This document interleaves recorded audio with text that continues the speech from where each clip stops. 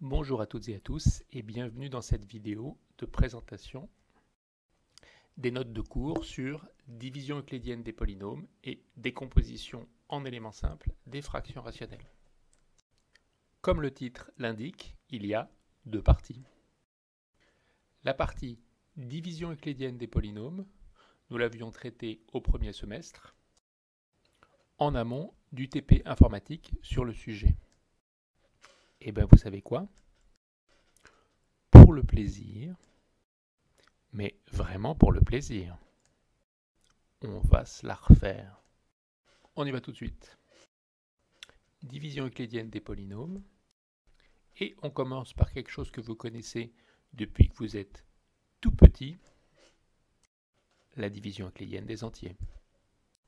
On se donne un entier A, le dividende, un entier B, le diviseur. On multiplie B par un entier, le plus grand possible sans dépasser A. Ça nous donne le quotient. Et ce qui reste pour atteindre A, c'est le reste, qui, par définition, est positif ou nul, puisqu'on n'est pas allé au-delà de A, et qui est, toujours par définition, strictement plus petit que B, parce que si ça n'était pas le cas, on aurait pu caser un B de plus sans dépasser A. Et même à l'ère des ordinateurs et des calculettes, vous savez encore faire ce calcul à la main. Bon, c'était pas trop dur cette première sous-section. Alors on va à la division euclidienne des polynômes. Division euclidienne des polynômes. Et là, c'est les mêmes notations, A, B, Q, R, et c'est les mêmes noms, dividende, diviseur, quotient, reste. Et c'est presque le même énoncé. À part que bon, c'est des polynômes, donc ok, c'est pas aussi visuel, et qu'on a remplacé R plus petit que B, R plus petit que B, par degré de R strictement plus petit que degré de B. Pourtant, même si c'est presque le même énoncé que pour les entiers, pour comprendre pourquoi ce résultat est vrai, c'est quand même un peu plus compliqué que pour les entiers.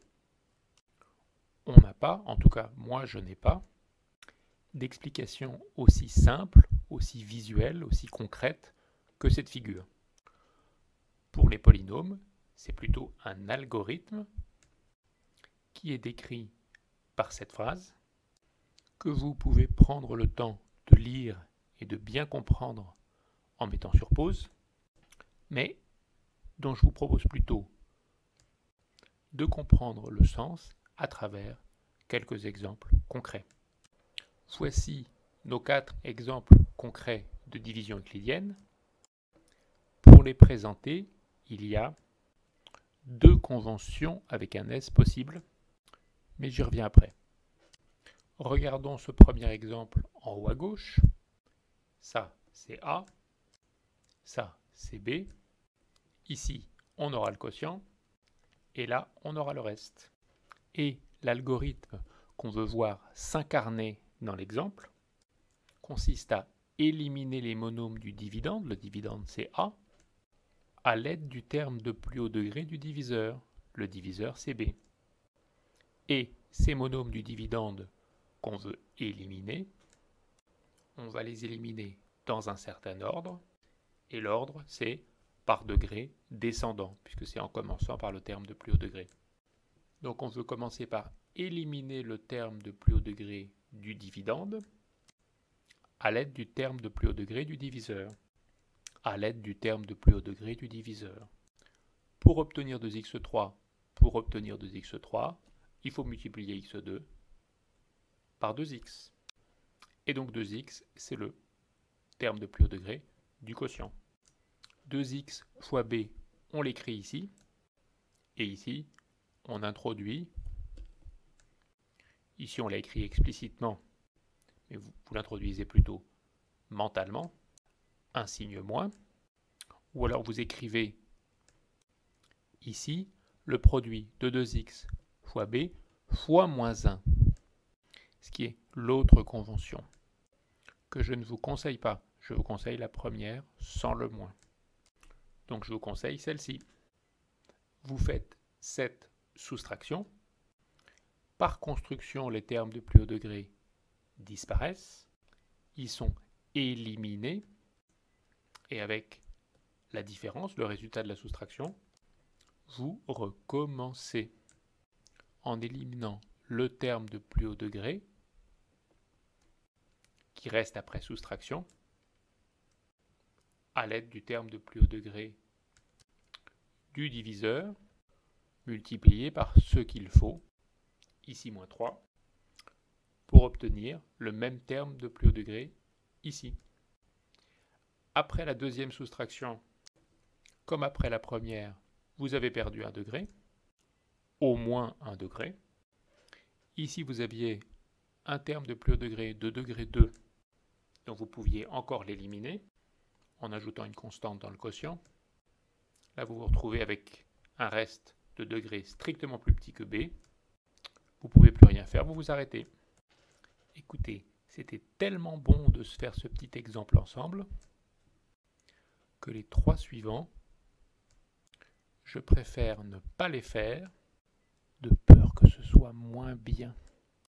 Je vous laisse en profiter tout seul. Et nous, on passe aux choses sérieuses. La décomposition en éléments simples des fractions rationnelles. Vous avez déjà entendu parler de ce sujet? J'espère que non. Parce que si c'est le cas, vous avez dû entendre dire ou expérimenter par vous-même que c'est une purge. C'est abstrait, abscon, des espèces de règles de calcul compliquées dont on ne sait pas d'où elles sortent, avec plein de cas différents, des règles à apprendre par cœur. Et je peux vous dire que moi, quand j'ai appris ça, c'était pas vraiment l'éclate. Mais vous, c'est différent. Vous avez une chance inouïe, puisque je suis là, pour rendre le truc super sympa. Enfin, en tout cas, je vais essayer. Alors, avant même qu'on démarre, il faut dire d'où on démarre. Et on démarre d'une fraction rationnelle irréductible. D'une fraction rationnelle irréductible. Et ça veut dire quoi? Eh bien, ça veut dire qu'on ne peut pas la réduire. La réduire, c'est-à-dire réduire les degrés de P et de Q en mettant en facteur un facteur commun polynomial à P et Q. Si vous avez un tel facteur commun, vous pouvez le sortir de P et de Q et simplifier, et ça vous simplifie la fraction rationnelle en diminuant les 2 degrés. Si jamais un tel facteur commun polynomial existe, il a au moins une racine, puisqu'il est de degré supérieur ou égal à 1. Ça vous fait une racine commune à P et Q. Inversement, si vous avez une racine commune à P et Q, notons-la alpha. Donc si un nombre complexe alpha est à la fois racine de P et de Q, alors et P et Q sont divisibles par x moins alpha. Donc ça vous fait un facteur polynomial commun. Autrement dit, c'est la même chose de dire qu'il n'y a aucun facteur polynomial commun à P et Q, ou qu'il n'y a aucun nombre complexe qui est à la fois racine de P et de Q. Ces deux assertions sont équivalentes, et elles définissent ce qu'on appelle une fraction rationnelle irréductible. Et ça, c'est ce dont on part. Parce que si on part d'une fraction rationnelle pas irréductible, on commence par la réduire, en simplifiant par les facteurs communs, jusqu'à ce qu'on ait une fraction rationnelle irréductible. Et on passe au slide suivant. Équivalent au voisinage d'un pôle. Équivalent. Oui, équivalent. Au sens du chapitre comparaison asymptotique. Équivalent au voisinage d'un pôle. On se donne une fraction rationnelle irréductible et on considère un pôle, alpha, réel ou complexe, de cette fraction rationnelle. Qu'est-ce que c'est un pôle? C'est une racine du dénominateur. c'est une racine de Q. La multiplicité du pôle, qu'on note M, c'est la multiplicité de alpha en tant que racine de Q. Et alpha, il n'est pas racine de P, puisque la fraction rationnelle est supposée irréductible. Grand R, grand P, grand Q, c'est des expressions formelles. Petit r, petit p, petit q, ce sont les fonctions de C dans C associées à ces expressions formelles. Alors qu'est-ce qu'elle fait la fonction R de Z qui vaut P de Z sur Q de Z lorsque l'argument Z est très proche du pôle alpha? Eh bien, elle est très grande. Pourquoi? Parce que Q s'annule en alpha. Donc si Z est très proche de alpha, Q est très proche de 0. A l'inverse, P, il ne s'annule pas en alpha. Donc si Z est très proche de alpha, P de Z, il est très proche de P de alpha, qui ne vaut pas 0. Pas 0 sur très proche de 0 égale très grand. Oui, mais c'est plus précis que ça. On a un équivalent. Un équivalent, ça veut dire que ce qui est à gauche divisé par ce qui est à droite tend vers 1 lorsque Z tend vers alpha. Donc ça veut dire égal à un facteur multiplicatif presque égal à 1 près. Enfin, qui tend vers 1 lorsque Z tend vers alpha près. Donc ça veut dire égal à 1% près si vous voulez. Et puis à 0,1% près quand vous vous rapprochez encore plus. Et puis à 0,01% près. Ça veut dire pratiquement égal en proportion, en rapport. Bref, vous connaissez les équivalents. Et l'équivalent, regardez, il a une forme très simple. Au numérateur, c'est une constante, un nombre, non nul.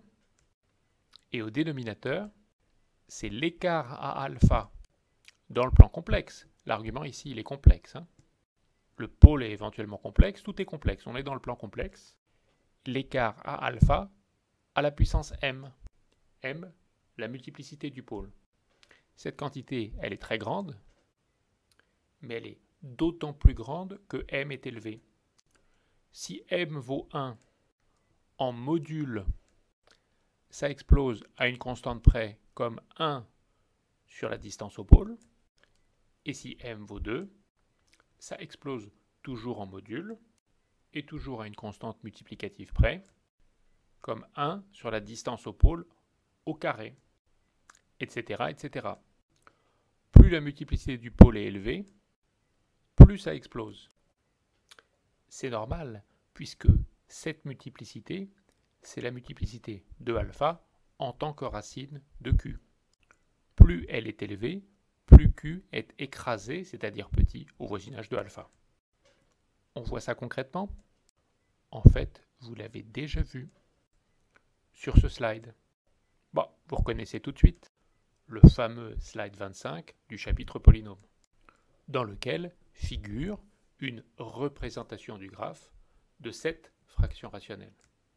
Alors, c'est une fonction de C dans C, donc on ne peut pas vraiment représenter son graphe. Alors on le fait quand même en trichant un peu. Le plan horizontal, c'est l'espace de départ, C. Les couleurs, c'est l'argument. Attention, l'argument, pas Z, l'argument au sens de l'angle, c'est l'argument du nombre complexe à l'arrivée du nombre complexe 1 sur 1 plus Z2, de l'image quoi. Mais de toutes les façons, ce qui nous intéresse, c'est pas tellement l'argument, donc vous pouvez oublier les couleurs. Ce qui nous intéresse, c'est le module à l'arrivée, le module de l'image de 1 sur 1 plus Z2. Et lui, il est donné par la coordonnée verticale. En fait, si vous oubliez l'argument à l'arrivée, si vous gardez seulement le module à l'arrivée, vous avez une fonction de C dans R, dont on a représenté le graphe ici.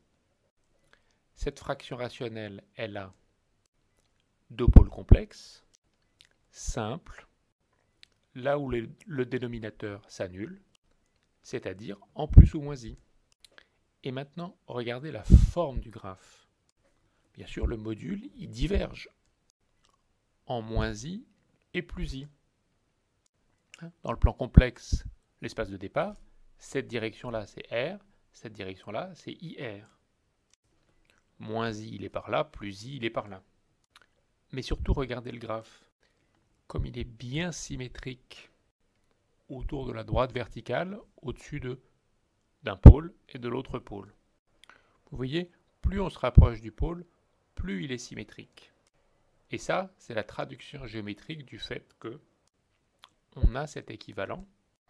Et donc le module de la fraction rationnelle, il est équivalent, c'est-à-dire pratiquement exact quand on se rapproche du pôle, à une constante divisée par la distance au pôle. Le module diverge comme 1 sur la distance au pôle.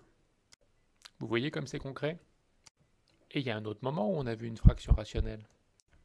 Plus exactement, le module d'une fraction rationnelle, qui est représenté ici. Vous voyez en bleu, le module. De quelle fraction rationnelle? 1 sur le polynôme caractéristique. Polynôme caractéristique de quoi? D'une équation différentielle de degré 2. Équation différentielle 3, sous-chapitre 3, système forcé, forçage de type oscillation harmonique, fonction de transfert, Hj, en l'occurrence pour l'équation E2, H2, égale 1 sur P2 de I oméga. P2, c'est le polynôme caractéristique. Donc la fonction de transfert d'argument oméga, c'est la restriction à des arguments imaginaires purs de 1 sur le polynôme caractéristique, qu'on peut voir comme une fraction rationnelle d'arguments complexes, dont on a représenté le module ici. Le module pour tous les nombres complexes. Et pour oméga réel, la valeur de cette fraction rationnelle au-dessus du nombre imaginaire pur I oméga, c'est la valeur de la fonction de transfert en oméga. Quand on diminue la dissipation, les deux pôles se rapprochent de l'axe des imaginaires purs, ce qui entraîne une divergence de plus en plus marquée de la fonction de transfert, dont les arguments imaginaires purs passent de plus en plus près des pôles. Bon, tout ça, c'était pour montrer que des pôles de fractions rationnelles, ça existe. Ça existe en vrai, et ça décrit des phénomènes qui se voient en vrai. Et la forme du module d'une fraction rationnelle au voisinage d'un pôle, ici c'est des pôles simples, hein. Ici aussi des pôles simples, et bien cette forme, elle est hypersymétrique.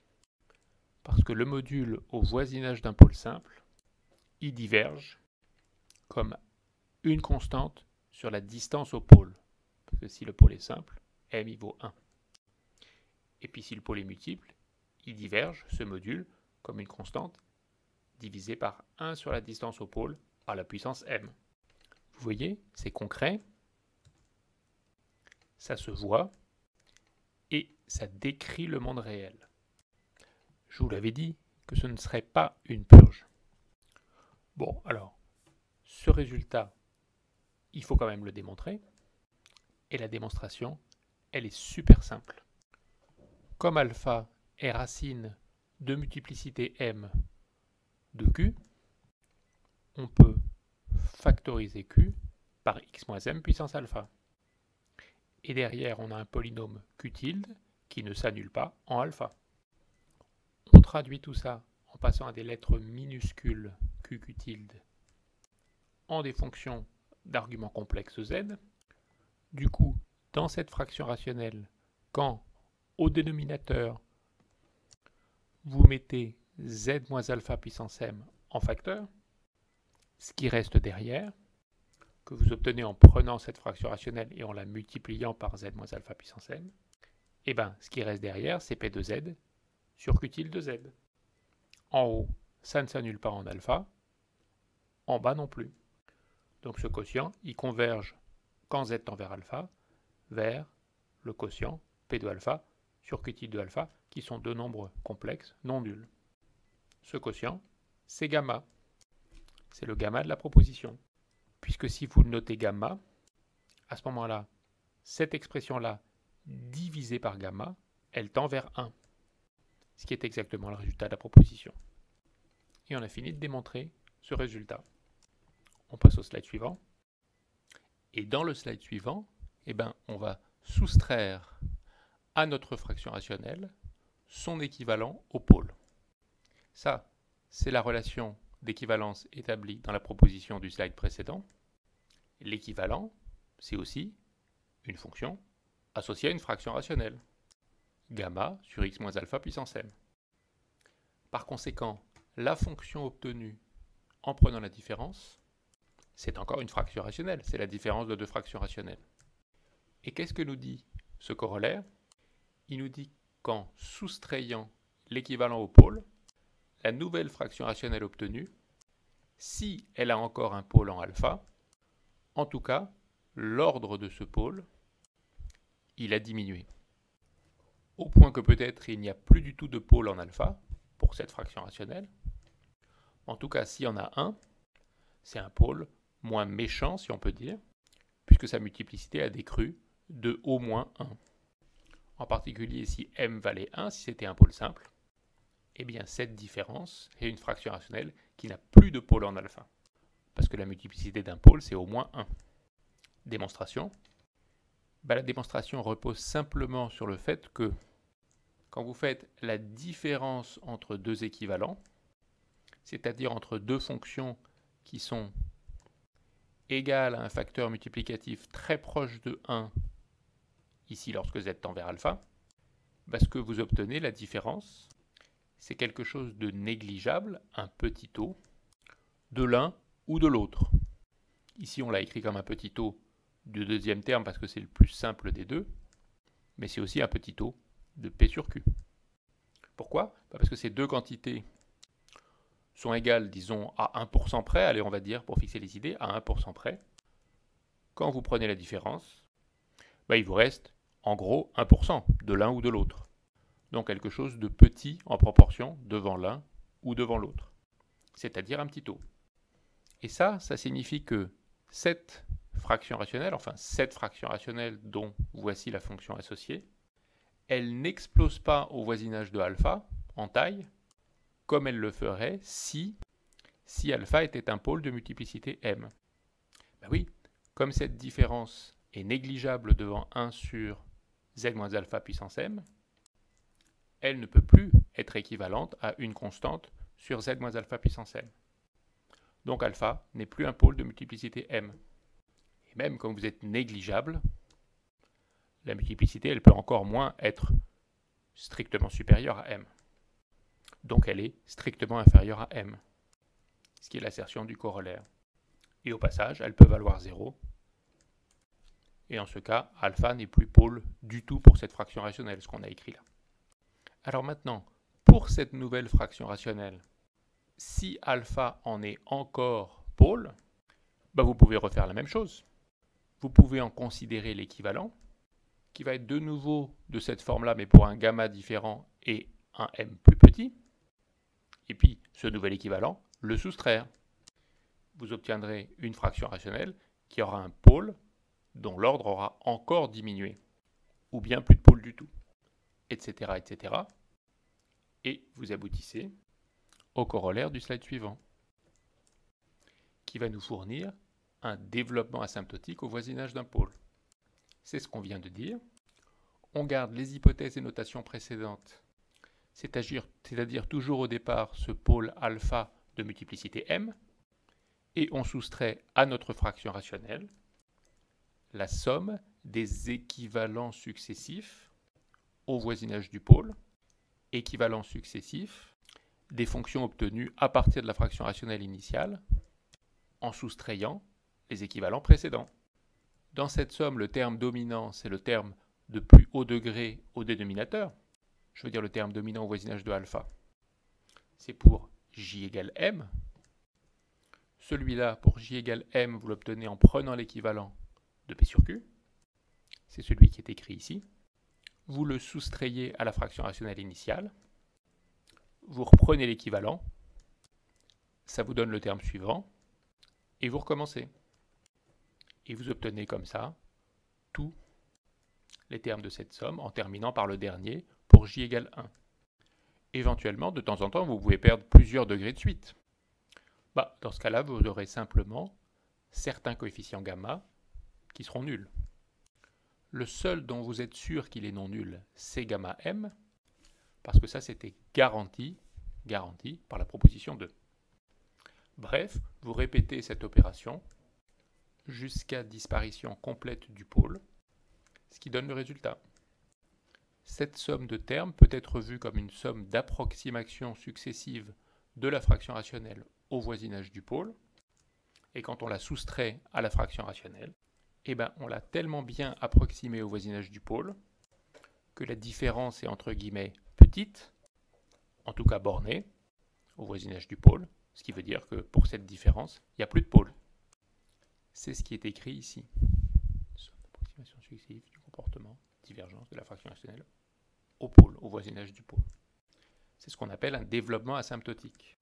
C'est une somme d'approximations successives dans laquelle chaque terme est beaucoup plus petit que le précédent, en les prenant dans le sens des indices J décroissants, en commençant avec M, puis M-1, puis approximation successive. Donc chaque terme est négligeable devant le précédent au voisinage de alpha. Et on appelle pas ça un développement limité, parce que ce ne sont pas des monômes, ce ne sont pas des termes petits en taille dans l'absolu, ce sont des 1 sur des monômes ou des constantes sur des monômes. Donc ils sont plutôt tous grands en taille, mais on retrouve bien la même idée d'approximation successive, donc ce qu'on appelle un développement asymptotique.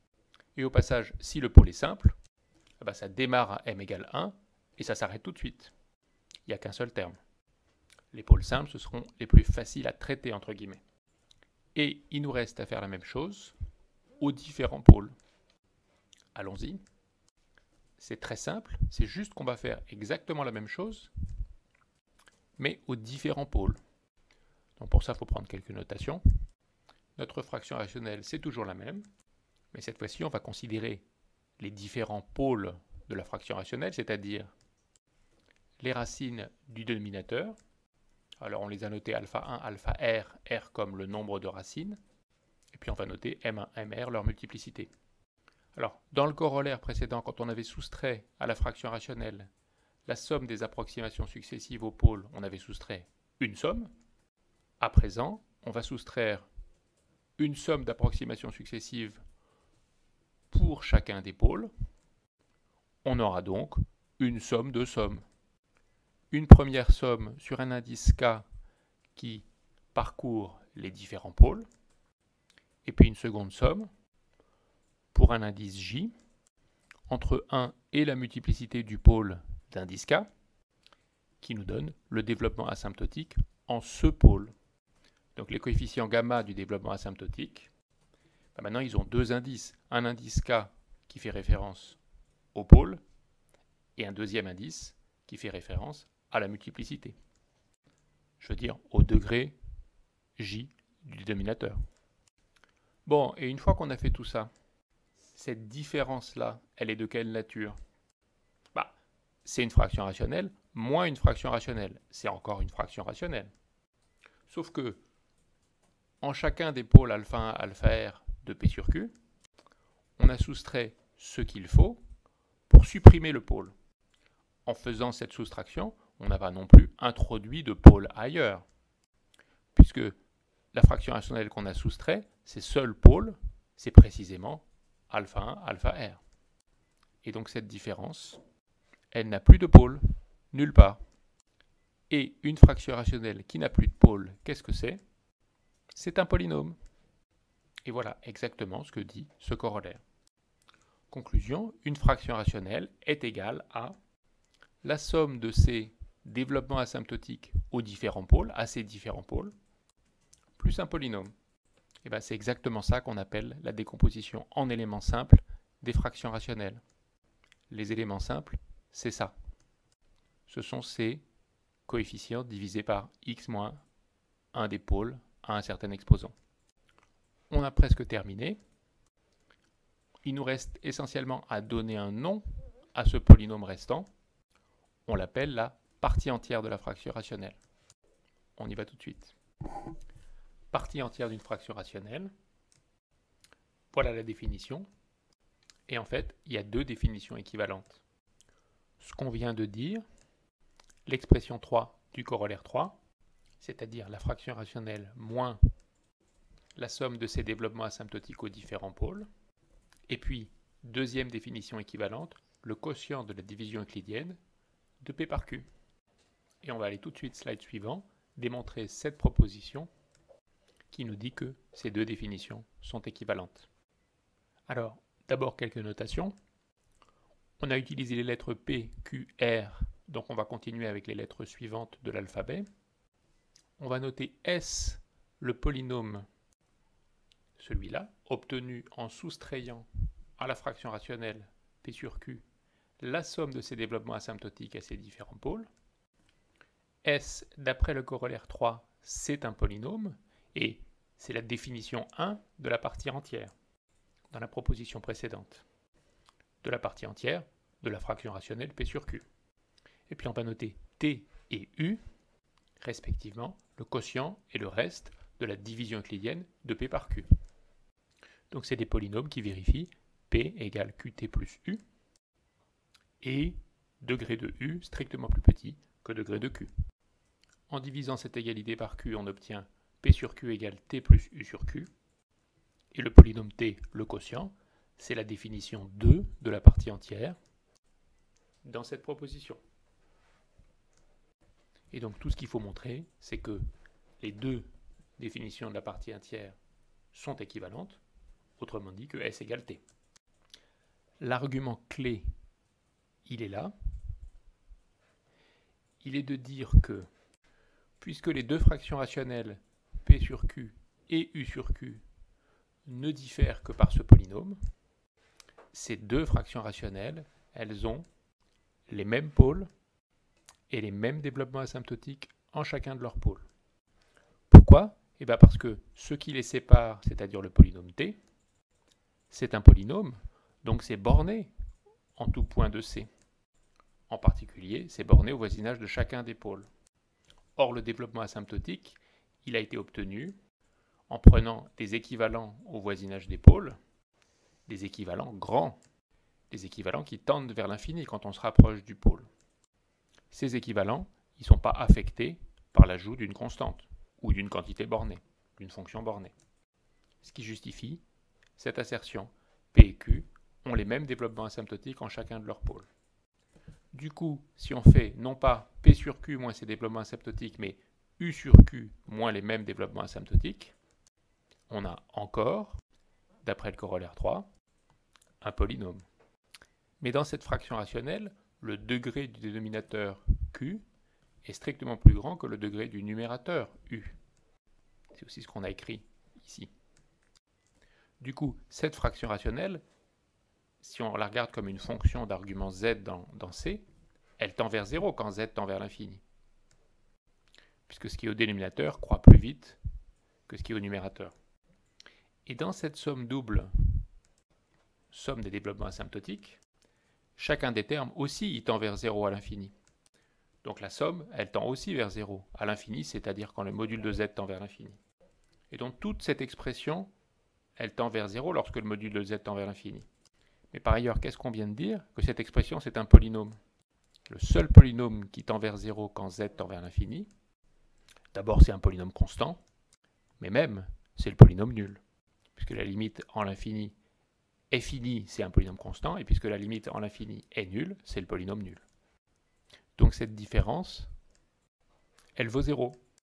Et quand on combine le fait que cette différence vaut 0 avec les égalités 4 et 5, on obtient le résultat voulu. Regardez, S égale P sur Q moins le développement asymptotique, égale T plus U sur Q moins le développement asymptotique, et U sur Q moins le développement asymptotique, il vaut 0. Donc S égale T. Ce qui termine de justifier que le polynôme qu'on obtient quand on enlève à une fraction rationnelle la somme de ses développements asymptotiques, on peut aussi l'obtenir en faisant la division euclidienne du numérateur par le dénominateur. C'est le quotient de cette division euclidienne. Et on peut passer à la sous-section suivante, décomposition en éléments simples. Décomposition en éléments simples. Et en fait, il n'y a presque plus rien à dire puisque la décomposition en éléments simples d'une fraction rationnelle, c'est ce qu'on vient de faire ça consiste à l'écrire comme la somme de sa partie entière, qui n'existe que si le degré de P est supérieur ou égal au degré de Q et qui est le quotient de la division euclidienne de P par Q, définition 4, et la somme des développements asymptotiques aux différents pôles. Cette somme-là. La seule chose qu'il faut préciser, c'est que même si dans ces notes de cours, on a obtenu la partie entière en dernier, en quelque sorte comme ce qui restait une fois qu'on avait enlevé les développements asymptotiques aux différents pôles, les équivalents successifs aux différents pôles, eh bien en pratique, c'est plutôt dans l'ordre inverse qu'il faut procéder, c'est-à-dire d'abord extraire ou enlever en quelque sorte la partie entière de la fraction rationnelle qu'on obtient par division euclidienne, du numérateur par le dénominateur. Encore une fois, si le degré du numérateur est strictement plus petit que celui du dénominateur, on n'a pas besoin de faire cette division euclidienne, puisqu'en ce cas, le quotient sera nul. Mais bon, s'il y a besoin de la faire, on la fait au début, en premier, de manière à effectuer ensuite le reste du calcul, le calcul des éléments simples, c'est-à-dire les développements asymptotiques au voisinage des pôles, non pas sur la fraction rationnelle initiale P sur Q, mais sur la fraction rationnelle restante une fois que vous avez enlevé la partie entière, qui prend la forme U sur Q. Ici, quand vous avez enlevé à P sur Q la partie entière T. Pourquoi? Eh bien parce que c'est le plus efficace. Parce que la partie la plus coûteuse du calcul en général, c'est le calcul des éléments simples. Autant le faire sur une fraction rationnelle simplifiée au maximum. Et la division euclidienne, pour se ramener de P sur Q à U sur Q, ça simplifie un peu la fraction rationnelle. C'est fini pour la décomposition en éléments simples. Et il nous reste à traiter un complément, le cas d'une fraction rationnelle à coefficient réel qui admet des pôles complexes. Dans ce cas-là, les éléments simples, qui sont les termes de cette somme, et qu'on qualifie d'éléments simples de première espèce quand ils sont de cette forme, qu'on a vu jusque-là, eh bien, pour une fraction rationnelle à coefficient réel, dans le cas de pôles complexes, ces éléments simples, on va les regrouper par paires complexes conjuguées, ce qui va permettre de les exprimer sous forme réelle, avec des coefficients réels, mais sous une forme un peu différente, qu'on qualifie de deuxième espèce, élément simple de deuxième espèce. On y va tout de suite. Fraction rationnelle à coefficient réel, présentant des pôles complexes. En ce cas, on va regrouper les développements asymptotiques en deux pôles complexes conjugués pour obtenir des éléments simples de deuxième espèce. Et on commence par cette proposition, qui est en quelque sorte l'analogue pour les pôles de ce qu'on sait déjà pour les racines, c'est-à-dire le fait que les racines complexes non réelles d'un polynôme à coefficient réel vont par paires complexes conjuguées.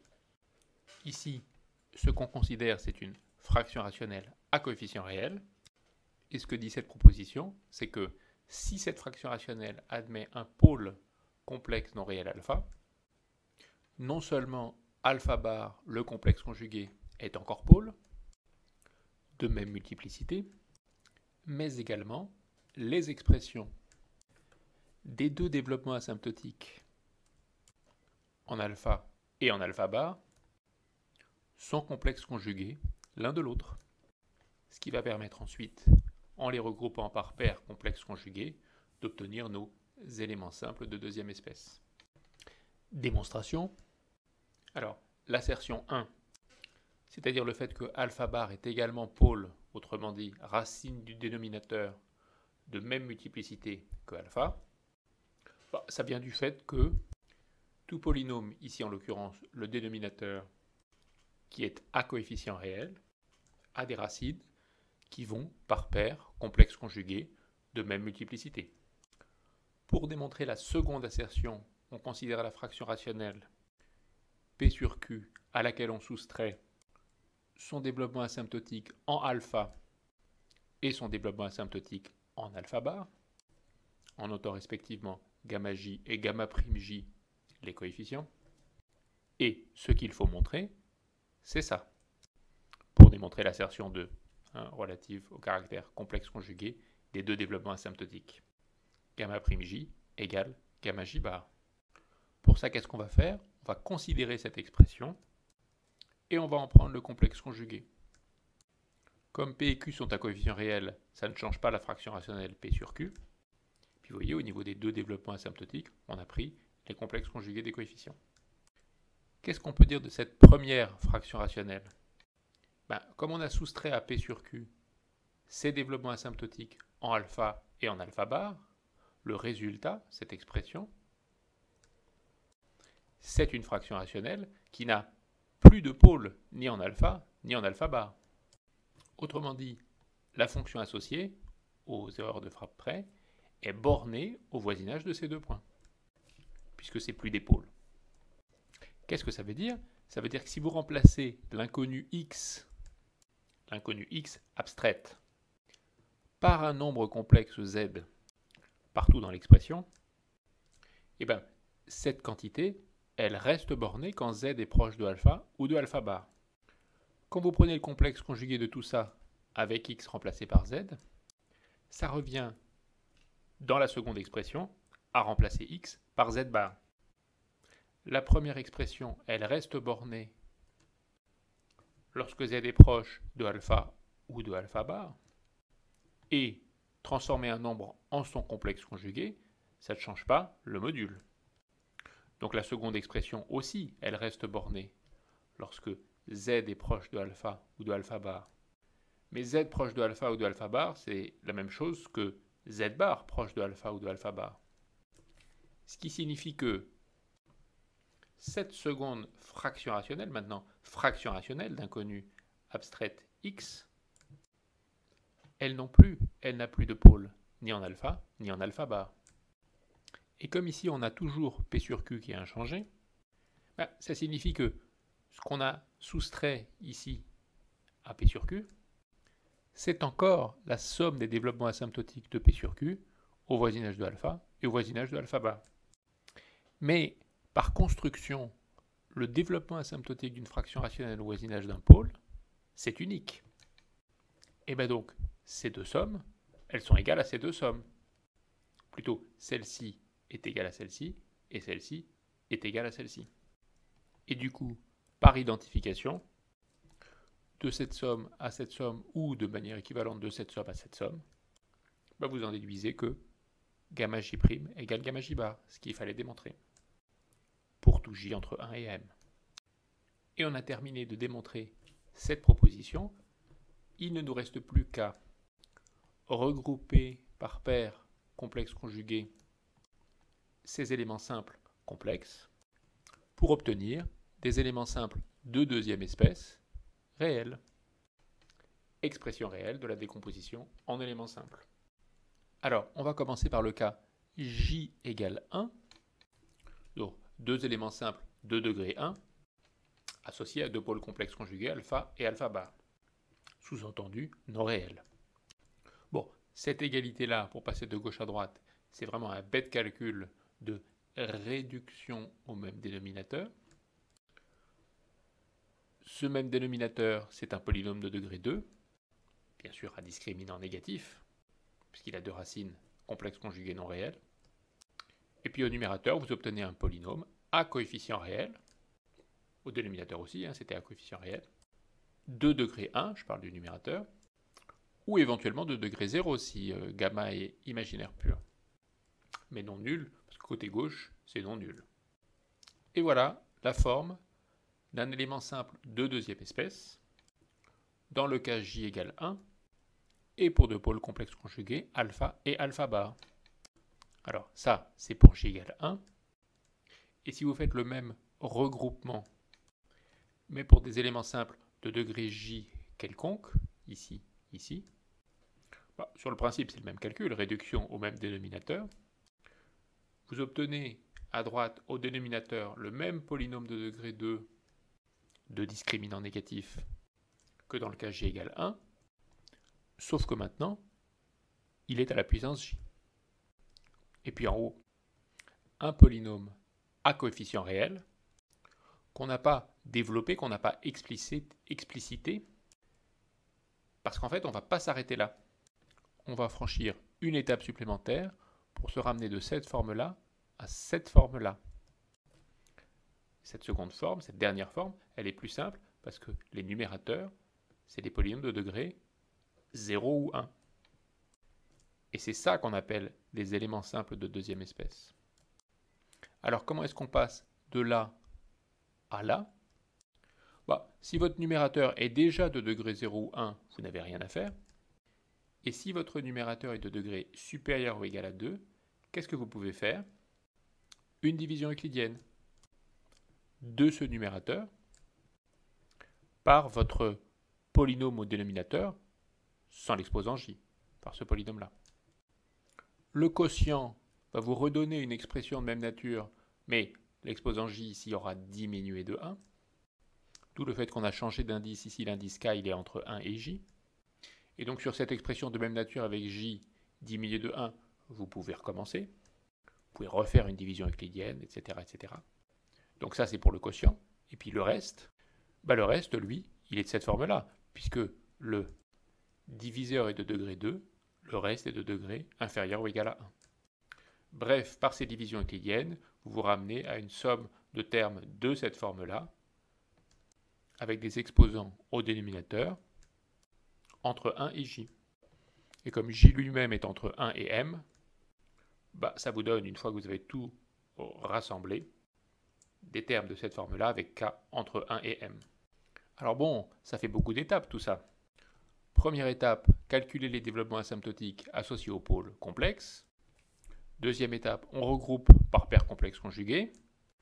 Troisième étape, on fait les divisions euclidiennes. Puis il va falloir encore rassembler par même exposant du dénominateur tout ce qu'on aura obtenu. Donc c'est un peu lourd, et de fait, si vous devez en pratique écrire les éléments simples de deuxième espèce, c'est-à-dire trouver les bêta k et les delta k, qui permettent d'écrire votre fraction rationnelle de départ en faisant intervenir des expressions de ce type-là, il y a d'autres méthodes plus rapides que cette méthode qui comprend ces trois étapes. Des méthodes plus directes d'identification diverses pour trouver bêta k et delta k. Mais le but des notes de cours, c'est pas de faire de vous des experts, des virtuoses du calcul des éléments simples de deuxième espèce. De toutes les façons, c'est un calcul que les ordinateurs y feront toujours plus vite et mieux que vous. Le but des notes de cours, c'était de vous montrer comment on y arrivait, à partir de ce qu'il est réellement important de comprendre, la notion de développement asymptotique au voisinage d'un pôle réel ou ici, sur ce dessin, complexe. Et on a terminé. Il ne reste plus que 2 slides qui sont 2 compléments hors programme, mais vous allez voir, ils valent le détour. On va tout de suite au premier, dont le but est de vous montrer quelque chose dont vous avez peut-être eu l'intuition en lisant les notes de cours ou en regardant cette vidéo. C'est qu'au fond, il n'y a pas de différence de nature entre les deux thèmes, les deux sujets traités dans ces notes. La division euclidienne des polynômes et la décomposition en éléments simples d'une fraction rationnelle. Plus exactement, on va voir la division euclidienne d'un polynôme P par un polynôme Q, c'est-à-dire l'existence d'un polynôme T et d'un polynôme U, vérifiant cette égalité et cette condition de degré.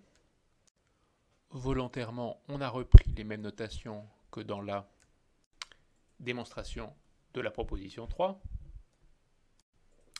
Je disais, on va voir cette division euclidienne comme un développement asymptotique de la fraction rationnelle P sur Q au voisinage d'un point, au voisinage d'un pôle, on pourrait dire. Mais ce point, il est un peu particulier puisque c'est l'infini. Plus exactement, on va voir apparaître les termes successifs du polynôme quotient T, ici, par ordre de degré décroissant, comme des approximations successives, à commencer par le terme de plus haut degré qui va être un équivalent, et puis les termes suivants qui vont permettre d'approximer de mieux en mieux, la fraction rationnelle pi sur q, ou en termes de fonction, la fonction petit p sur petit q, au voisinage de l'infini. Eh bien oui, regardez, puisque le degré du reste de la division euclidienne est strictement plus petit que le degré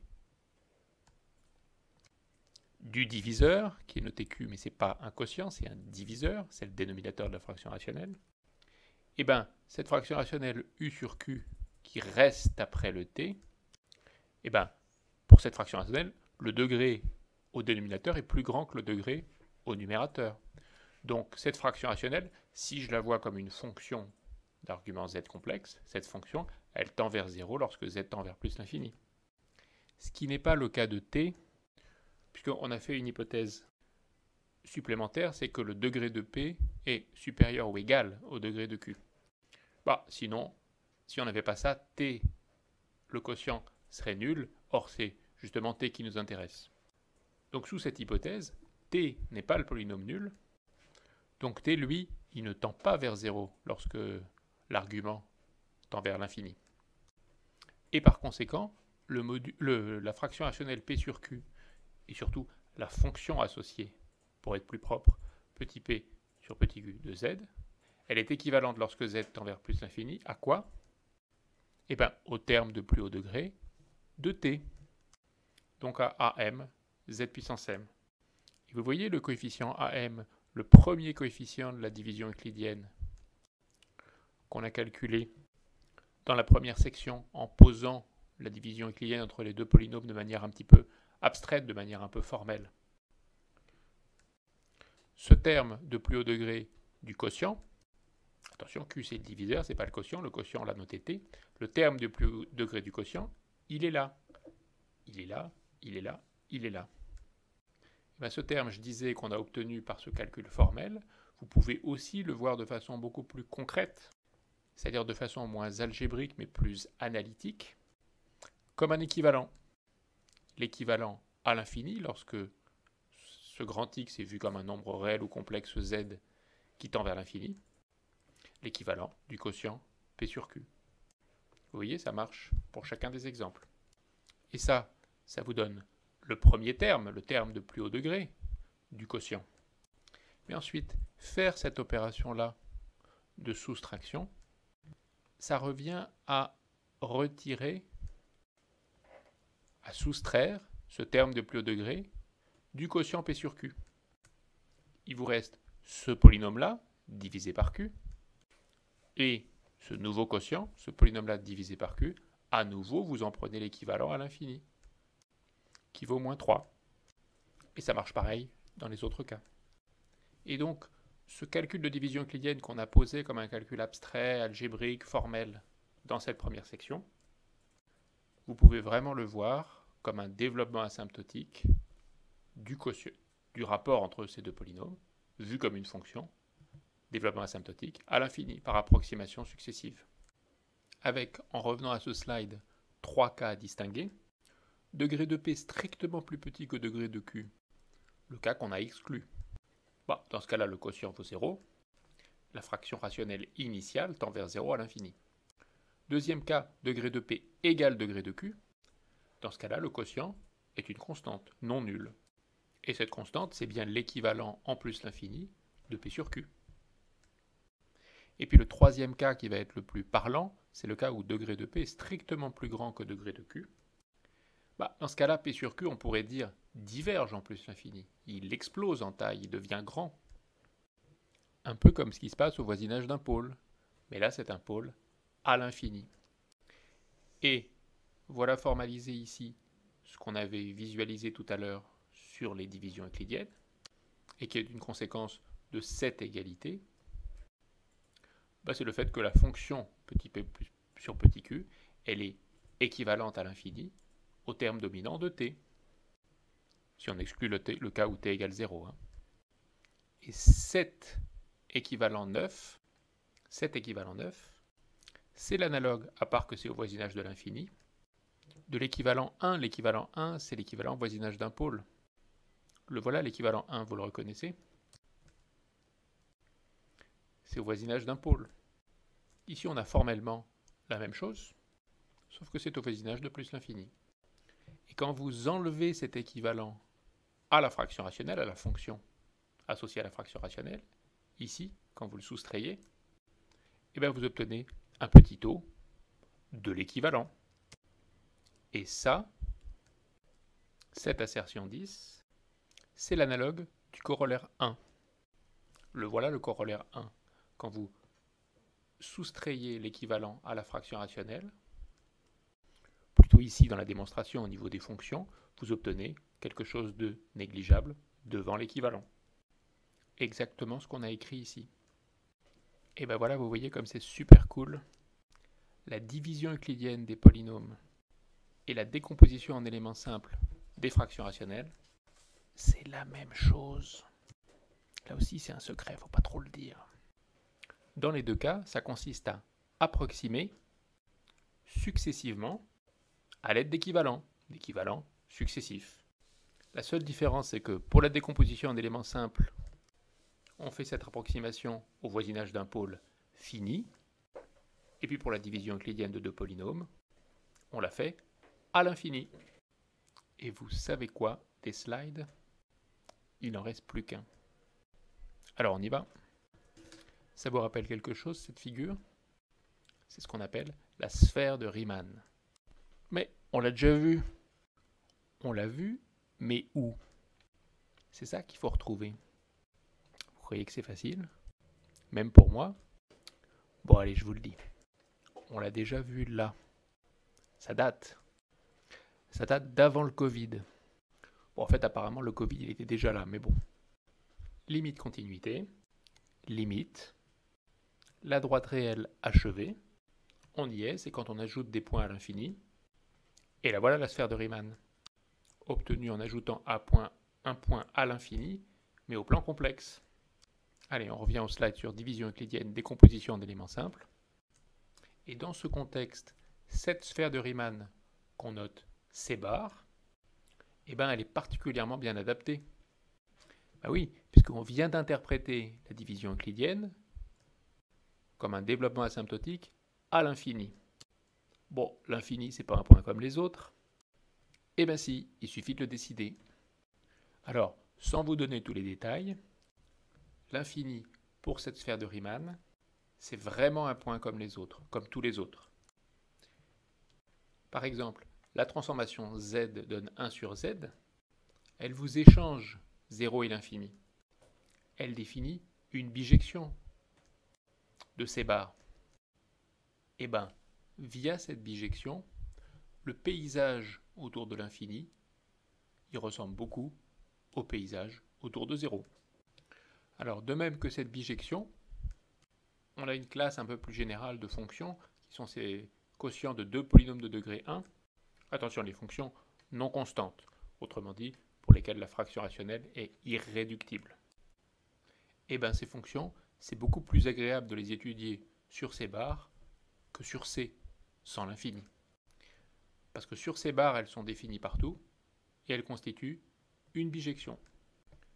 Et on va terminer ce chapitre avec ces trois petites assertions pour vous faire sentir à quel point ces barres, c'est beaucoup plus cool que C. Sur ces barres, il n'y a plus de différence de nature entre polynômes et fractions rationnelles. On peut les voir comme une seule et même classe de fonctions. Pour un polynôme de degré D, l'infini, c'est comme un pôle de degré D pour une fraction rationnelle. Et enfin, mais ça on l'a déjà dit au slide précédent, la partie entière d'une fraction rationnelle, on peut la voir par son développement asymptotique à l'infini. Et comme on est sur ces barres, l'infini, c'est maintenant un point exactement comme tous les autres points du plan complexe. Et on est fini. Et vous avez vu, en fait, la décomposition en éléments simples, c'est super cool. Encore un secret. Merci pour votre attention et bravo.